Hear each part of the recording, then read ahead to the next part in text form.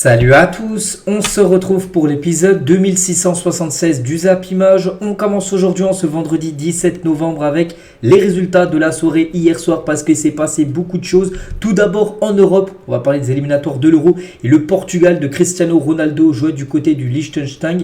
Et c'est une victoire des Portugais 2-0, Cancelo buteur. Et Ronaldo également buteur. Donc petite victoire parce qu'on aurait pu penser à un plus gros résultat. Mais le plus important bien sûr c'était de prendre les 3 points pour le Portugal. Une équipe déjà qualifiée pour l'Euro même avant la rencontre. Donc le Portugal a surdominé cette rencontre avec plus de 73% de possession de balle. 28 tirs, c'est beaucoup. 7 tirs cadrés pour 2 buts inscrits. Donc le Liechtenstein ça a été très compliqué. Seulement une frappe cadrée pour eux. Et donc du coup victoire logique des Portugais. Et le Portugal pour l'instant c'est du sans faute. Lors des éliminatoires de l'Euro c'est 9 matchs. C'est 9 victoires, c'est 34 buts inscrits pour seulement 2 petits buts encaissés. Donc quelle équipe sous Roberto Martinez. Alors, voilà, les stats les gars ne mentent pas. Regardez les derniers matchs du Portugal. Donc c'est que des victoires avec souvent des gros résultats. Tiens, je vois à Luxembourg où il y a eu 9-0. Je vois une fois Luxembourg, le match aller 6-0, le Liechtenstein au match aller 4-0, ou même la Bosnie qu'on a pris 5 contre le Portugal. Donc voilà, ça déroule à côté.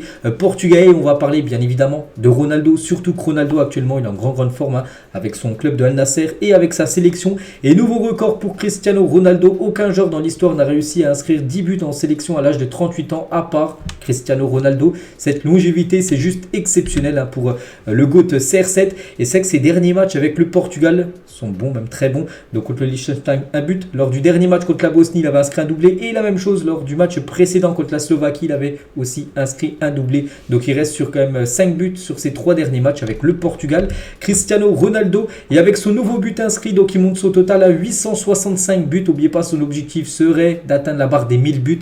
Il lui reste encore pas mal de buts, 135 à inscrire dans sa carrière pour atteindre son objectif ultime, on peut dire. Après, on ne sait jamais, on ne sait pas. Bon, après, c'est qu'il a quand même 38 ans. Il va falloir qu'il joue encore 5 ans quasiment au football, je pense. Et qu'il fasse des saisons à 30-40 buts pour atteindre tout simplement ce total de 130 buts. Donc, on verra. On verra bien sûr pour CR7 parce que quand on pense à ce genre, on pense bien sûr qu'il peut le faire. Et Ronaldo, après ses 30 ans en sélection, donc c'est 86 matchs avec le Portugal. Après 30 ans, je vous parle pour 76 buts et 12 passes décisives là aussi. Les stats sont exceptionnels pour Cristiano Ronaldo et avec son nouveau but hier inscrit avec le Portugal. Donc il monte son total à 128 buts inscrits en sélection. Donc voilà ce qu'elle va dire bien sûr sur Cristiano Ronaldo. Quelques photos de lui. Donc hier il a tenté un retour acrobatique. Bon, il n'a pas marqué sur le retour acrobatique. On sait qu'il en a déjà mis quelques-uns. Enfin surtout un. On se souvient contre la Juventus Turin avec l'équipe du Real Madrid. Il a tenté ce but là. Mais bon, il ne l'a pas mis. Mais il a marqué quand même un très beau but Cristiano Ronaldo hier. Et toujours tiens sur cette sélection portugaise dans la 87e minute de jeu hier, c'était la minute Rojo. Donc Rojo, Neves, Rojo, Mario sortent pour Rojo, Cancelo et Rojo, Félix. Plutôt Cancelo et Félix sortent et Neves et Mario rentrent. Donc c'est que des Rojo. Donc on a un prénom souvent, comment on peut dire du côté du Portugal. On continue, on va parler de l'Espagne qui jouait du côté de la Chypre et l'Espagne s'est imposée 3-1. Donc Lamine Yamal, Oyarzabal et Joselu ont été les 3 buteurs. À noter que l'Espagne menait 3-0 au bout de 28 minutes de jeu. Après ils ont plus marqué, ils ont pris un but en deuxième période, mais bon voilà, l'objectif était de gagner et l'objectif est atteint pour l'Espagne. 71% de possession de balle, 13 tirs, 5 tirs cadrés pour 3 buts inscrits. Donc félicitations bien sûr pour la sélection espagnole. Et Lamine Yamal vient d'ouvrir le score, c'est que c'est lui le premier buteur. Lamine Yamal au bout de 5 minutes de jeu, un beau but où il reçoit le ballon, il met 2 joueurs, il fait des feintes, 2 joueurs dans le vent côté chypriote, puis après il marque un beau but. Et déjà 3e match et déjà 2 buts pour lui. Il avait déjà inscrit un but lors de la dernière trêve internationale. Pas mal. Et maintenant, vu qu'il a joué, n'oubliez pas, son 3e match avec l'Espagne, donc maintenant il ne peut plus changer de sélection. Maintenant il jouera toujours avec l'Espagne parce qu'avant il avait juste seulement 2 matchs. Donc à 2 matchs, tu peux encore par exemple partir dans une autre sélection, par exemple le Maroc, parce qu'il était en ballottage avec le Maroc. Maintenant c'est sûr et certain, il restera avec l'Espagne vu qu'il a déjà joué 3 matchs maintenant. Avec l'Espagne et 2 buts, comme j'ai dit, c'est vraiment pas mal. On va parler de Grimaldo. Décisif, donc auteur d'une passe D sur le 2e but, c'est Oyarzabal qui a marqué le 2e but et c'est Grimaldo qui fait la passe D. Donc Grimaldo cette saison, toute compétition confondue, Espagne plus Leverkusen, c'est 18 matchs, c'est 8 buts et du coup 6 passes décisives. Les stats sont exceptionnels pour les défenseurs gauche espagnols. On continue avec la Bulgarie contre contre la Hongrie. Score final 2-2 entre ces deux équipes. On peut voir que c'était un peu chaud. Il y a eu quelques cartons, voire quand même 2 cartons rouges pour chaque équipe. Et du coup les stats, donc la Hongrie, 20 tirs, 5 tirs cadrés, 2 buts. La Bulgarie très efficace, 3 tirs, 2 tirs cadrés, 2 buts. Bon, ça fait match nul. Et concernant la Hongrie, c'est officiel, ils obtiennent leur ticket pour jouer l'Euro avec ce match nul. Il y avait aussi la Géorgie contre l'Écosse et score final de 2-2. De côté géorgien, Kvaratskhelia, le joueur de Naples, a inscrit le doublé. Et côté écossais, un but de McTominay. Donc tout d'abord les statistiques de la partie. N'oubliez pas que l'Écosse est déjà qualifiée pour l'Euro. Donc Scott McTominay, donc c'est 7 matchs lors des qualifs de l'Euro pour 7 buts. C'est quand même exceptionnel. C'est un joueur qui joue milieu de terrain. Il a marqué à chaque match, enfin en moyenne à peu près. Donc en sélection, il est bien plus qu'un milieu de terrain, il est le meilleur buteur et le buteur de l'Écosse, tout simplement, c'est fou. Et Scott McTominay, donc j'ai dit, en 2023, il a inscrit 7 buts et de 2018 jusqu'à 2022, donc 4 ans en sélection, il a inscrit un but sur les 4 dernières années, alors que là en 2023, il en a inscrit 7 sur une année. Des fois, on ne sait pas ce qui se passe avec des joueurs. La personne de Scott McTominay, c'est très surprenant et on peut dire que c'est une très bonne nouvelle pour la sélection écossaise. L'Azerbaïdjan contre la Suède. L'Azerbaïdjan s'est imposé 3-0. Donc les Suédois, de toute façon, on savait déjà qu'ils étaient éliminés. Il n'y a même pas de barrage pour eux, c'est sûr. Ils ne seront pas à l'Euro. Ils ont perdu en plus leur rencontre hier. Donc voilà les stats de la partie. Pourtant, ils ont dominé plus de 19 tirs et l'Azerbaïdjan a tiré la moitié, 8 tirs. Mais eux, ils ont fait 3 tirs cadrés, 3 buts. Donc voilà, belle victoire pour eux. L'Autriche, de David Alaba, ils se sont imposé 2-0 du côté de l'Estonie. Et sinon tous les autres résultats, la Slovaquie s'est imposée 4-2. À noter que la Slovaquie a aussi obtenu son billet pour l'Euro avec cette victoire. Sinon je crois que je parlais de tous les autres matchs, je crois que je parlais de toutes les autres rencontres. Et du coup les pays actuellement qualifiés pour l'Euro, donc de nouveau la Hongrie en vert et la Slovaquie en vert, parce que tous ceux qui étaient déjà en or, l'Allemagne, l'Espagne, la France, l'Écosse, Angleterre, on savait déjà depuis quelques semaines qu'ils s'étaient qualifiés. On a appris hier la Hongrie et la Slovaquie ils seront bien présents pour jouer cet Euro. Donc il reste encore pas mal de places bien sûr à prendre. On peut voir qu'on n'est même pas encore à la moitié. Bien sûr des équipes déjà où on sait sûr qu'elles seront là en Allemagne l'été prochain pour jouer ce championnat d'Europe des Nations. Le programme aujourd'hui, en ce vendredi, il y a du football bien sûr. En grosse équipe, l'Angleterre déjà qualifiée reçoit l'équipe de Malte. Je pense que ça va être un gros résultat. Le Danemark contre la Slovénie, l'Italie contre la Macédoine du Nord ou la Pologne contre la République tchèque. Donc voilà, le gros programme. On parlera bien sûr des résultats demain. On prend cette fois-ci la direction du continent sud-américain. On va parler des éliminatoires pour la future Coupe du Monde 2026. Et on commence avec un énorme choc. C'est entre l'Argentine et l'Uruguay. C'est en Argentine et c'est l'Uruguay qui s'est imposé 2-0. Donc les deux buteurs, Araujo, buteur et Nunez ont été les deux buteurs côté uruguayen. Donc les stats de la partie, bon je n'ai pas vu le match, le match a commencé à 1h du matin, mais bon on peut voir que déjà ça a été serré, il n'y a pas eu beaucoup de tirs, 12 tirs seulement. Les deux équipes cumulées, c'est peu. Des fois il y a des équipes qui font plus de 30 tirs dans un match, donc là il n'y a eu que 12. Et l'Argentine ont tiré 8 fois, 3 tirs cadrés pour 0 but, alors que l'Uruguay c'est 4 tirs, 2 tirs cadrés, 2 buts. Aucun arrêt du gardien Emiliano Martinez, le gardien argentin. Il a fait aucun arrêt hier. Et du coup, l'Uruguay inflige à l'Argentine sa première défaite des éliminatoires de la Coupe du Monde 2026, parce que l'Argentine restait sur 4 matchs, 4 victoires. Et du coup, premier accro pour eux, pour cette sélection. Donc, c'est la première fois déjà que les Argentins s'inclinent depuis Arabie Saoudite-Argentine. C'était en Coupe du Monde 2022. C'est vrai que ça faisait pas mal de temps qu'ils n'avaient pas perdu de match. Et même si on aurait enlevé ce match Arabie Saoudite-Argentine qu'ils auraient perdu lors de la dernière Coupe du Monde, si on enlevait ce match, les gars, ça faisait plus de 50 matchs d'affilée qu'ils n'avaient pas perdu l'Argentine. Donc ils ont perdu hier.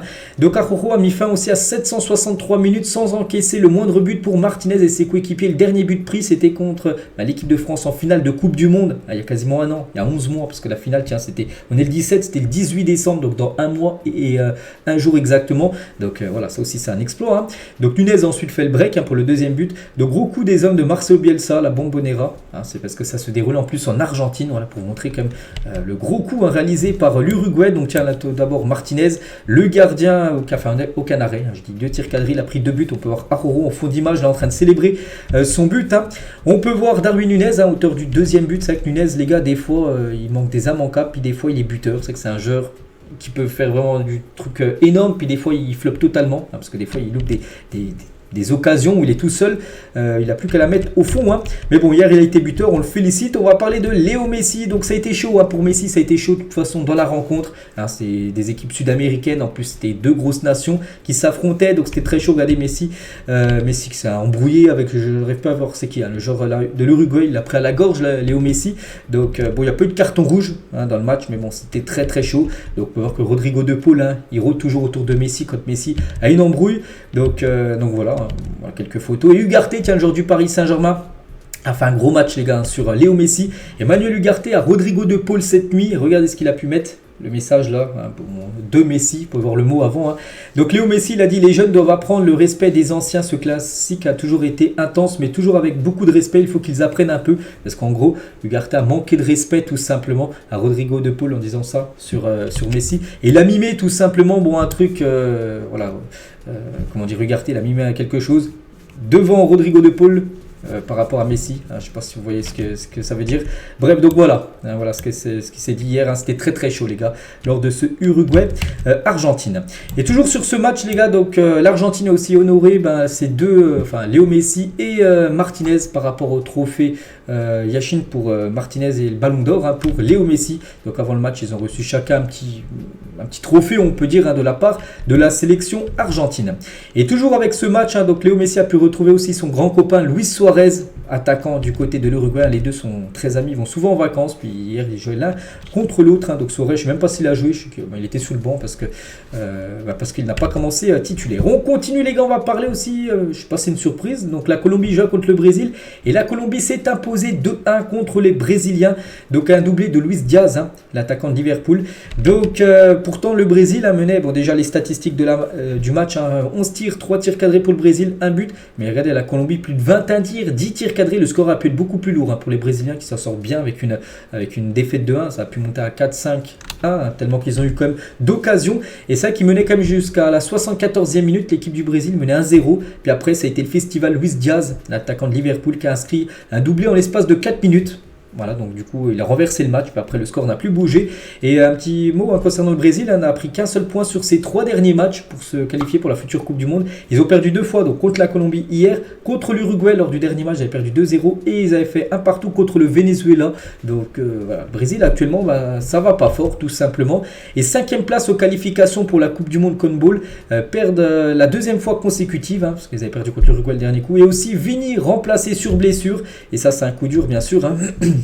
Donc tout d'abord concernant l'Argentine et le Brésil, donc pour la première fois depuis 2015 et seulement la 2e fois, on peut dire, de l'histoire, le Brésil et l'Argentine ont perdu le même jour lors des éliminatoires de la Coupe du Monde. Le Brésil s'est incliné.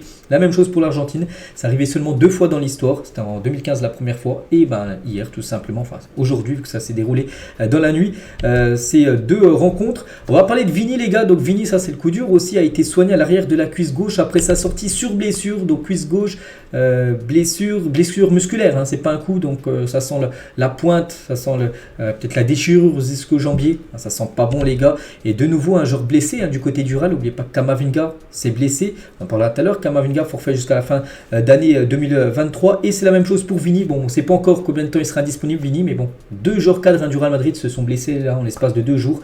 Donc Camavinga et Vini Junior.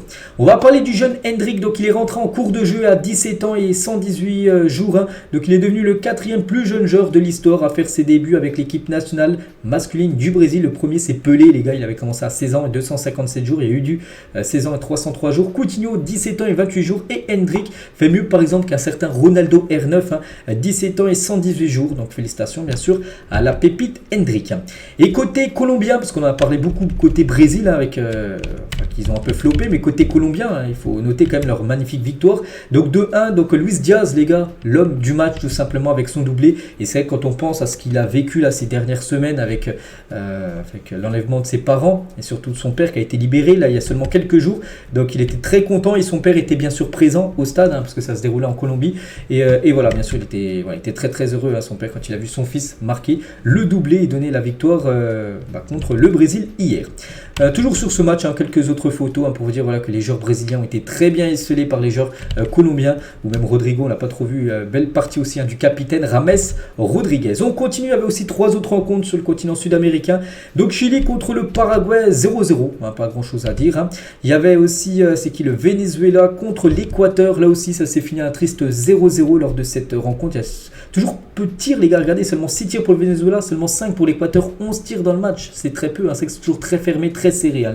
Les matchs, on peut dire, du côté du continent sud-américain. Et pour finir, c'était la Bolivie contre le Pérou. Et c'est la Bolivie qui s'est imposée 2-0 lors de cette rencontre. Donc voilà, concernant les 5 résultats, parce que vous savez qu'il y a 10 équipes dans cette poule. Et du coup, classement, ça donne quoi? Donc l'Argentine toujours en tête. Hein. L'Argentine avait 5 points d'avance sur le deuxième. Donc vu qu'ils ont perdu, donc c'est toujours en tête, on le savait. Donc l'Argentine, premier, 12 points. L'Uruguay, deuxième, 10 points. Après, il y a la Colombie, le Venezuela et le Brésil qui est cinquième. Pas. C'est les 6 premiers qui se qualifient. Donc même si le Brésil est loin, on pense en plus qu'il reste encore beaucoup de matchs. Donc on pense que ça va le faire. Donc voilà. Concernant le continent sud-américain. On revient, on va plutôt cette fois-ci en Afrique. On va parler aussi de quelques résultats pour jouer la future Coupe du Monde. Pareil, c'était les éliminatoires. Et tout d'abord, pour leur premier match, l'Algérie jouait contre la Somalie et victoire des Algériens 3-1. Donc première réussie pour les Verts dans ses qualifications pour la Coupe du Monde. Donc Abdi, donc un but contre son camp, Bounedja et Slimani ont été les 3 buteurs pour l'Algérie et une victoire 3-1. Donc l'Algérie commence parfaitement, on peut dire. Ces éliminatoires pour cette future Coupe du Monde. La même chose, les gars, pour l'Égypte qui corrige Djibouti 6-0 pour l'Égypte, dont un quadruplé de Mohamed Salah, 4 buts pour lui. Mostafa Mohamed, l'attaquant nantais, inscrit un but et très égay, inscrit l'autre but. Du coup, l'Égypte démarre de la meilleure des manières ses qualifications. C'est quand tu commences 6-0 ton premier match.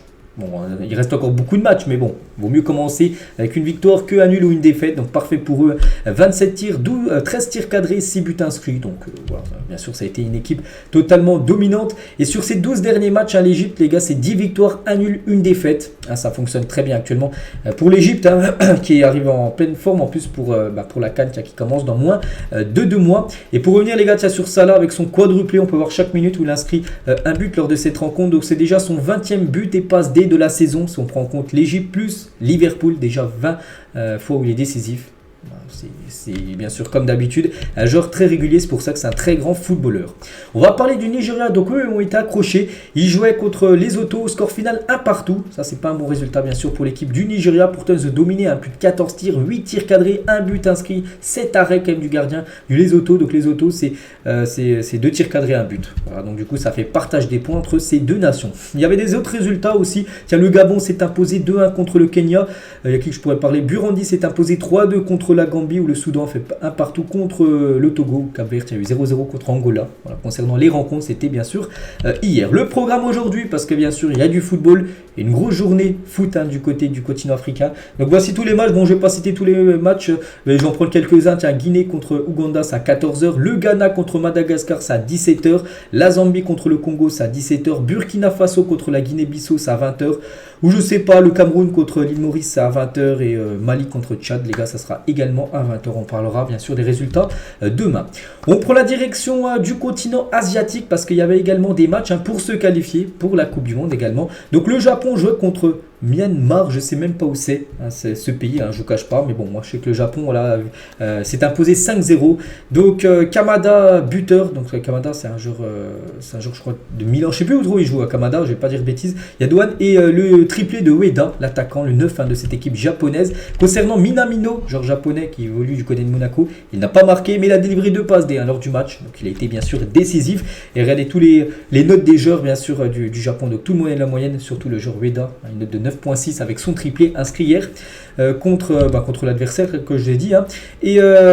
Sinon, Myanmar, les gars, ça doit être Birmanie plutôt. Donc là, je vois qui c'est, la Birmanie, bien sûr, parce que c'est le même drapeau, mais c'est pas le même nom. Peut-être là, vu que c'est un site en anglais, c'est pour ça peut-être que le nom n'est pas pareil par rapport au nom du pays. Bref, donc les 7 derniers matchs du Japon, et c'est quand même impressionnant. Donc 5-0 contre la Birmanie hier, il y avait eu un 2-0 contre la Tunisie, 4-1 contre le Canada, 4-2 Turquie, 4-1 contre l'Allemagne en Allemagne, 4-1 contre le Pérou et 6-0 contre Salvador. Je sais pas ça fait combien de buts en tout, mais voilà, je pense qu'on dépasse facilement les 20-25 buts et c'est incroyable cette équipe du Japon, une équipe tellement sous-cotée. La Corée, c'est la même chose, même tarif, 5-0 contre Singapour. On peut voir tous les buteurs.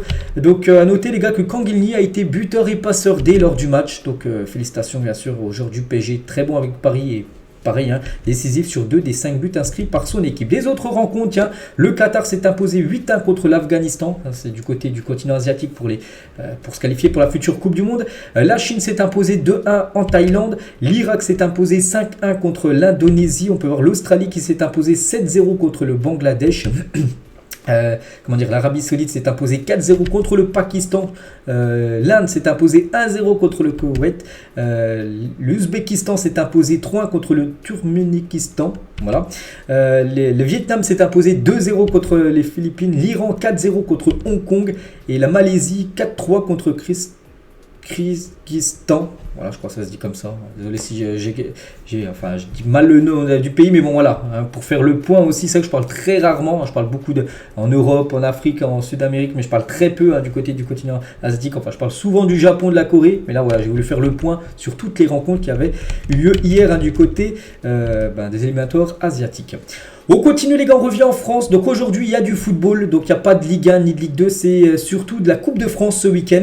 Donc regardez le programme aujourd'hui, vendredi, donc il y aura des matchs également demain, samedi et après-demain, dimanche en Coupe de France. Mais par exemple, il y a en grosse équipe Bordeaux, ira défier l'équipe de Canet-Roussillon aujourd'hui à 20h. Grenoble ira défier l'équipe de Villefranche. C'est de la Ligue 2 contre du National. Jura Sud contre Sochaux. Stade Briochin contre Concarneau et les Herbiers contre Avranches. Donc voilà le programme foot, Coupe de France aujourd'hui. On continue les gars, on va parler de la une du journal L'équipe aujourd'hui, en ce vendredi 17 novembre, et ça parle de Warren Zemri, un rêve bien réel, voilà pour lui. Et si on zoome un petit peu sur cette une, donc à 17 ans et 8 mois, Warren Zemri devrait décrocher demain sa première sélection avec les Bleus, une précocité rare. Donc là c'est vrai qu'il est dans le groupe, mais il n'a toujours pas joué, et normalement demain il devrait jouer. Bon, je pense... Enfin, j'en sais rien, je pense qu'il sera plus sur le banc, mais on le verra certainement rentrer en cours de jeu.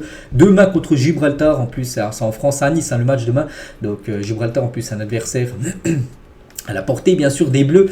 Enfin, je pense, donc on le verra certainement jouer. Et quelques photos lors de l'entraînement du jour, on peut voir Warren Zemri, on peut voir aussi Giroud, on peut voir Lucas Hernandez, on peut voir Youssouf Fofana, on peut voir la belle cohésion, bien sûr, pour l'équipe de France. 2 matchs, n'oubliez pas, Gibraltar et l'équipe grecque, ça sera en Grèce, ça sera mardi prochain, ça sera le dernier match de l'équipe de France pour cette année 2023. Il y a une petite photo aussi de Kylian Mbappé lors de l'entraînement. Et concernant Camavinga, j'ai dit il s'était blessé, c'était avant-hier, et hier il a passé une IRM du côté de Madrid, et du coup il est bien forfait pour le reste de l'année 2023, donc c'est à dire qu'il reviendra début 2024, donc en gros il est forfait quasiment 2 mois à peu près. Donc en gros il a quoi? Il a une entorse au genou droit, heureusement, entre guillemets, mais bon, on redoutait les ligaments croisés. Ligament croisé, c'est bien pire qu'entorse. Ligament croisé, ça aurait été forfait 10 mois, donc là il est forfait 2 mois. Bon, c'est bien sûr un gros coup dur pour lui, mais c'est c'est mieux l'entorse que bien sûr la rupture des ligaments croisés. Donc bon rétablissement Camavinga, et comme j'ai dit, Vigny aussi qui s'est blessé, c'est les gros coups durs là du côté de Madrid. Warren Zemri, tiens, on revient sur lui, il est en conférence de presse. Je fais mes cours en même temps. Hier, je faisais mon devoir d'espagnol, j'essaie de m'organiser, je fais mes devoirs dès que j'ai du temps. Donc parce que lui, il est toujours à l'école, les gars, il va passer ses diplômes, et bien sûr, il a sa carrière de footballeur où il va certainement faire une carrière de foot, mais il reste aussi à l'école, il a bien raison pour continuer, on va dire, sa scolarité. Donc voilà, ces journées sont très chargées avec le foot plus l'école, mais il essaie de tout organiser tout simplement. Il a dit j'ai eu 10 à l'oral de français et 12 à l'écrit, ou l'inverse, je ne sais plus, donc ça va. Voilà, du moment qu'il a la moyenne, c'est le plus important. Donc imaginez, il va passer, là il passe le bac de français, donc c'est-à-dire qu'il va passer le bac tout court en fin d'année. Et il va peut-être jouer l'Euro l'année prochaine avec l'équipe de France. C'est fou pour Warren Zemri. Et il a dit également, ma famille est toujours là pour moi. Ça me permet de garder la tête sur les épaules, même si je pense que je l'ai. Donc l'annonce, j'avais cours de 14 à 19h. Donc je n'ai pas pu trop fêter ça avec ma famille. J'étais heureux et un peu triste donc, parce qu'il n'a pas pu fêter ça avec sa famille. Souvenez-vous, il dit que l'annonce de la liste de Deschamps, c'était à 14h. C'était jeudi dernier. Bon, pas hier, le jeudi d'avant. Mais voilà, 14h, il avait cours. C'est pour ça qu'il n'a pas pu fêter vraiment ça avec sa famille. Et toujours avec lui, il parle aussi de Thierry Henry, son égard. Il a dit il était très content pour moi. Il m'avait dit une chose, le plus important c'est de ne pas y être tout simplement en équipe de France A, c'est surtout d'y rester. C'est ça le plus important. C'est l'objectif que je me donne au quotidien. Je travaille tous les jours pour y rester tout simplement en équipe de France et être appelé après sélection, rassemblement après rassemblement, toujours avec les Bleus de l'équipe A. Et aucun 2004 ni 2005 n'a encore mis les pieds en équipe de France A. Mais Warren Zemri né en 2006 l'a fait, c'est fou, hein, ça. Voilà, c'est vrai qu'en 2004-2005, il n'y a pas de joueur encore né avec ces 2 années-là qu'on joue en équipe de France A, mais en 2006, il y en a un, c'est le jeune Warren Zaïre-Emery, qui pourrait être le prochain. C'est quand on voit ces pépites là, Lenny Yoro, on peut voir Guillaume Resté, c'est qui c'est Désiré Doué ou Matistel. Ce sera qui le prochain? Peut-être Matistel, les gars, je pense qu'il y a des chances de le voir très prochainement du côté des Bleus. On continue, on va parler d'Antoine Griezmann, bien plus qu'un chouchou pour Didier Deschamps, parce que vous savez que c'était le titre hier du journal L'équipe, le chouchou, en parlant de Griezmann par rapport à Deschamps. Et c'est vrai que si on regarde les stats cumulés depuis le début du mandat de Deschamps en août, Deschamps il est en place depuis août 2012, ça fait plus de 10 ans quand même qu'il est entraîneur de l'équipe de France. Donc le joueur qui a joué le plus de fois, c'est Griezmann, 125 fois, devant Giroud 118, Lloris 108, Varane 93 et Paul Pogba 91, et les joueurs de champ avec le plus de temps de jeu depuis 2012, depuis que Deschamps a pris la tête de l'équipe de France, c'est Griezmann est loin devant. Donc les joueurs de champ, on enlève les gardiens, 9229 minutes pour Griezmann, et Varane c'est 7853 minutes, c'est quasiment 1500 minutes de plus quand même pour Griezmann par rapport à Varane qui est le deuxième. Donc voilà, pour vous dire qu'il joue énormément. Après Griezmann, c'est un joueur qui se blesse très rarement, donc c'est pour ça qu'il engrange beaucoup de temps de jeu du côté des Bleus. On continue, on va parler de Jérôme Rotten sur l'avenir de Kylian Mbappé. Il a dit ça hier soir, c'était jeudi soir hier, sur son émission Rotten sans flamme. Donc il a dit c'est une certitude, il n'a pas encore pris sa décision concernant son futur. Est-ce qu'il quittera le PSG, est-ce qu'il restera à Paris? Il ne sait pas aujourd'hui s'il va rester ou partir. Donc il a dit, quand je le vois et que je l'entends avec ses coéquipiers, il est beaucoup plus heureux que l'année dernière. Il y a quand même des signes qui ne trompent pas. Tout peut se passer aujourd'hui. J'ai un ressenti. Je pense que tout ce qui se passe au club aujourd'hui est en train de lui faire plaisir. Il retrouve certainement un épanouissement qu'il avait un peu perdu sur les derniers mois au Paris Saint-Germain. Voilà pour Jérôme Rotten. Il dit que Mbappé, c'est possible totalement qu'il prolonge et qu'il reste du côté du Paris Saint-Germain parce qu'il le voit heureux, Mbappé, contrairement aux années précédentes. On va ce qu'il dit, peut-être quand il y avait Neymar, Messi, c'était un peu plus compliqué pour Mbappé, vu que là les deux autres stars ont quitté le club, donc il est vraiment la grosse star comme du côté du Paris Saint-Germain, et lui il dit que même Mbappé il doit même pas savoir s'il va quitter ou rester au PSG. N'oubliez pas qu'Mbappé prendra ses décisions début d'année 2024. Et toujours avec Kylian, donc c'est mis d'accord aussi avec le PSG pour qu'une partie des sommes dues qui correspondent à différentes primes qui doit toucher ne lui seront pas versées pour le moment. Cela représente environ 80 millions d'euros que normalement le PSG devait donner à Kylian Mbappé, des primes, fidélité, tout ça, et du coup Mbappé aurait mis une croix dessus. Peut-être c'est avec cette croix mise dessus sur ces primes là qu'il a pu réintégrer le groupe en tout début de saison, parce qu'oubliez pas que le premier match il avait été écarté du groupe, tout ça parce que c'était chaud sa situation, et voilà, donc ça monte quand même à plus de 80 millions d'euros que même s'il quitte le club, le PSG ne lui donnera pas cette somme d'argent. On va parler d'un autre Parisien, un grand ami bien sûr de Mbappé, c'est Achraf Hakimi, et lui aussi pourrait prolonger son contrat pour une longue durée au PSG. C'est son agent, c'est son agent qui dit, on va pas le mentir, donc il a dit Alejandro Camano, l'agent de Achraf Hakimi: je peux garantir que le PSG parle de continuer avec Achraf Hakimi pour une longue période. On va peut-être lui reproposer, je sais pas là c'est quand la fin de son contrat, mais peut-être pour lui reproposer 3-4 ans de plus. Donc il a dit, il a rendu les fans de l'Inter heureux dans le passé, mais je pense que c'est une histoire terminée et que voilà, donc il pourrait replonger du côté de Paris, ça serait une très bonne nouvelle pour le PSG.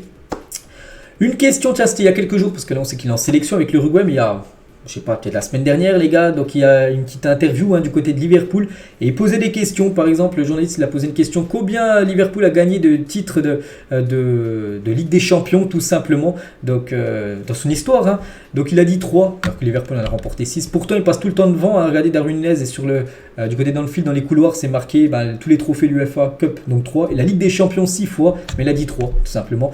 Darwin Nunez encore pire, c'est sur Alexis McAllister: combien de titres de champion d'Angleterre a remporté Liverpool? Donc il a dit une fois seulement, une fois, alors qu'en tout ils en ont remporté 19 fois. Donc c'est vrai qu'il ne connaît pas du tout le passé de Liverpool, Alexis McAllister. Et on finit les gars cet épisode aujourd'hui avec une intelligence artificielle qui a recréé les stades de Ligue 1. Ça a été mis sur Instagram ou le Twitter de la Ligue 1 et c'est tout simplement sublime, magnifique. On commence avec le stade du Paris Saint-Germain avec l'emblème bien sûr, la Tour Eiffel. Et ce stade, bien sûr, c'est l'intelligence artificielle qui a fait chaque stade avec, voilà, quoi ça pourrait ressembler. Donc le stade du Paris Saint-Germain, le stade de l'Olympique de Marseille, Le stade du côté de Monaco, avec le Rocher, on sait que Monaco a un Rocher, tout ça, donc c'est pour ça que ce serait mis sur le Rocher. Le stade, cette fois-ci, de Lille. À Lille, c'est les Dogs, c'est pour ça qu'il y a une grosse tête de chien. Du côté de Nice, les Aiglons, donc un gros aigle, on peut dire, qui fait quasiment tout le tour du stade. Ça, c'est le stade, c'est qui ça? C'est le stade de Lorient. Voilà, les Merlus, bon, je vois pas trop le rapport. Bon, bref, voilà, le stade de Lorient, un coquillage, je sais rien ce que c'est. Le stade de Lyon, avec une tête de lion, tout simplement. Le stade de Strasbourg, avec le marché certainement de Noël de Strasbourg, c'est pour ça qu'il y a tout autour, on peut voir des sapins de Noël, tout ça. Le stade rennais, voilà, le stade de Rennes, avec ces deux, je sais pas ce que c'est, c'est sur l'écusson, je sais pas, des dragons, j'en sais rien. Le stade du Havre, les gars, du côté du stade Océane, bon, il y a la mer derrière, enfin l'océan, c'est pour ça que c'est ça. Le stade de Clermont, avec, vu que c'est en plein milieu de la France, il y a les volcans autour, c'est pour ça qu'ils ont mis un peu des montagnes. Le stade du FC Metz, avec, pareil, un dragon, voilà. Le stade du Racing Club de Lens, les gars, voilà quoi, il pourrait ressembler par rapport à une intelligence artificielle. Le stade de Montpellier, il y a tous les stades, donc là on a déjà fait plus de la moitié. Celui des Canaries, celui du FC Nantes, tout simplement. Celui de Toulouse, Toulouse c'est la ville rose, donc c'est pour ça qu'il y a un peu du rose, on va dire, autour du stade. Celui de Reims, avec les cathédrales, il y a des grandes cathédrales, bien sûr, magnifiques du côté de Reims, donc c'est pour ça que ça fait le tour du stade, on peut dire. Donc, et on finit, tiens, c'est le dernier stade, le stade de Brest, les gars. Donc voilà, je vais montrer les 18 stade de Ligue 1 avec une intelligence artificielle, ça pourrait ressembler à quoi. Et on finit avec ça, donc j'espère que ça vous a plu. On se retrouve tout à l'heure, il y a l'After Zap Image, et demain bien sûr on parlera de tout ce qui s'est passé aujourd'hui, et on parlera aussi de l'équipe de France, voilà, qui jouera son match demain contre l'équipe de Gibraltar. Et moi je vous souhaite un très bon vendredi et à demain.